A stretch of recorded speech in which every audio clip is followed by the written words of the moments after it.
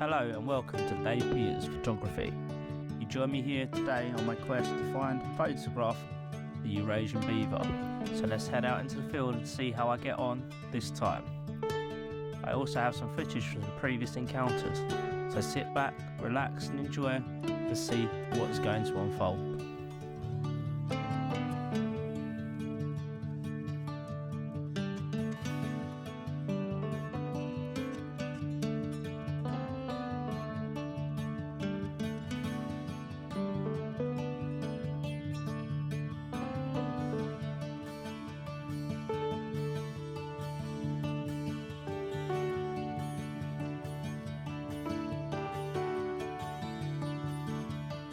So we look back now to April 2022, as this was the first time I was successful in filming and photographing the Eurasian Beaver in my home county of Kent.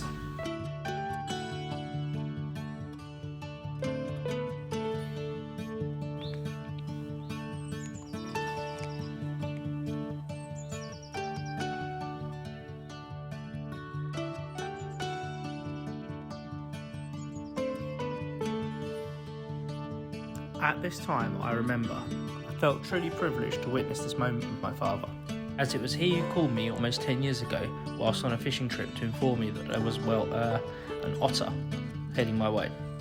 There was no otter to be seen, only a pair of large white teeth and a large paddle-like tail swimming in the current below my feet. This was the Eurasian Beaver, but that was impossible surely in Kent.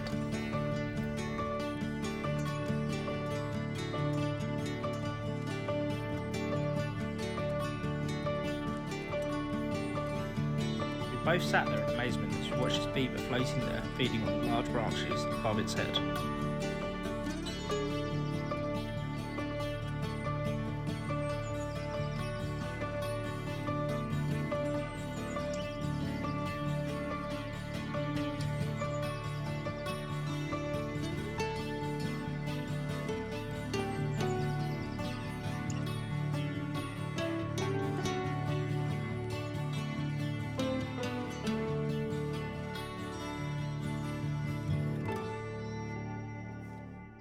We couldn't believe this encounter included a beaver actually climbing out of the water, let alone a second animal as it swam right towards us. Both sat with our hearts in our mouth. I had the presence of mind to think I need to change my camera quickly to silent shooting mode.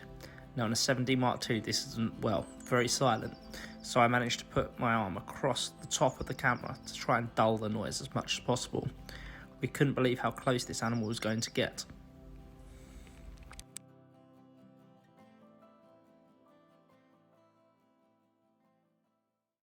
So we're here today on the river, hopefully trying to spot another beaver. We've had a few lucky trips lately where I've managed to see them, so with any luck, as the evening grows a little bit later, we'll be in for a shot of seeing them. It's fantastic out here, the weather's looking good. It's a little bit windy, but that's not going to affect them too much. Downwind, so got the opportunity, hopefully, of picking one up today and getting a few shots with a bit of luck.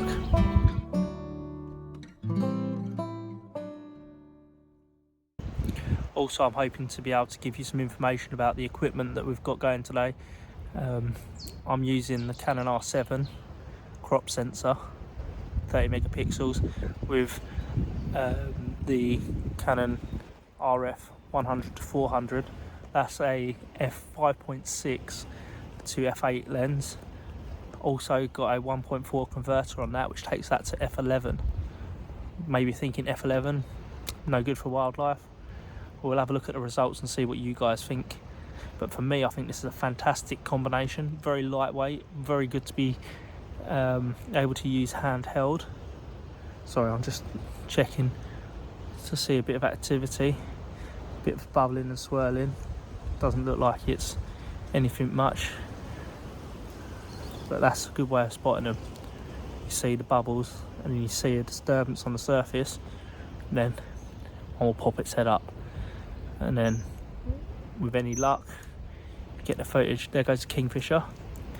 Shame I couldn't film him for you guys, but promising.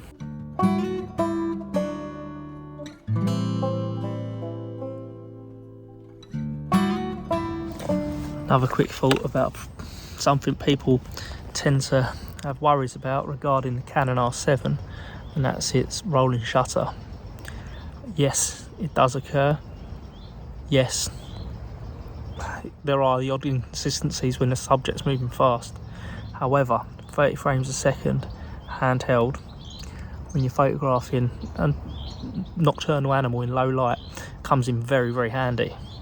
It means that you miss the odd shot at something like a 60th of a second with 2000 ISO, but you get the keepers, and that's the main thing.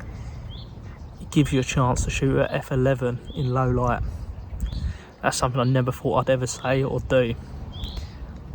But on a location like this, it's really handy. It's such a light setup, such a light piece of gear. It's a little bit of a walk out here.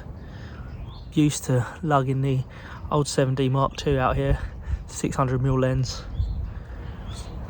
Yes, you get a few more stops. You can shoot a little bit faster, but for a slow moving subject, there's not really the need. The last couple of times I've been down, all I've taken is this. It means I'm more mobile. It means when I want to, I can get up and go. I can move location, track them down if needs be. It's so important to be willing to go, not just to be stuck. Sometimes you choose to stick, sometimes you choose to twist. You're more likely to choose that twist, and it work out sometimes. You know, when you've got that lighter gear. Other times, stick, it works for you, but at least it's much easier to move, to feel comfortable, to trek, to walk, to move, rather than carrying that heavy gear around. Cumbersome, it takes time to set up. With this, I'm shooting straight away, I'm working, I'm ready, and away I go. As a lot of you guys I'm sure are pretty aware, location is key. I'm here on the river somewhere where I know I've seen the wildlife before, I've seen beavers before patrolling. They tend to patrol at the back margin. Last hour of light, it's a very good time. I've just heard a splash out to my right, hopefully. I haven't spooked them, hopefully he hasn't seen me and spooked. Normally you get a tail slap if you've been seen, which fortunately for me hasn't actually happened. I tend to be pretty stealthy in this location, hidden away here in the trees. Beaver's sense of sight isn't amazing, but they've got a very good sense of smell, so I'm making sure location wise I'm off the wind. So the wind is coming over my shoulder here. The beavers are to my left, predominantly that's where they live, that's where their lodge is. So I'm making sure. There's one, we've just seen one. He's out to my right, just in here.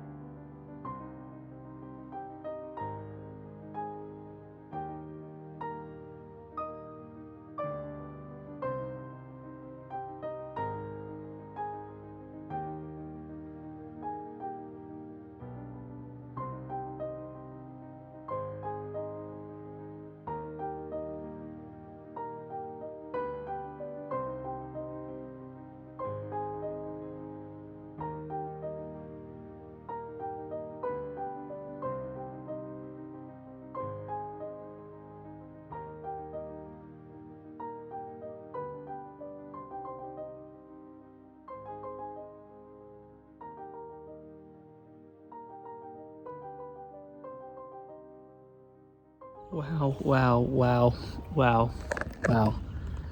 that was amazing. Just had one of the most amazing wildlife experiences of my life. Young beaver, very young, probably last year's, maybe even this year's, very, very small young animal. It's just literally come and fed a metre away from me. Managed to catch a little bit of footage just through the shrubs. Not the greatest quality, but it was so close. All I did was I stayed calm, kept quiet. The beaver had no fear or no awareness of where I was. It was just in close. Goes to show in wildlife, if you can remain quiet and composed and calm, there's one just there, then you might see what you want to see. You just swim in the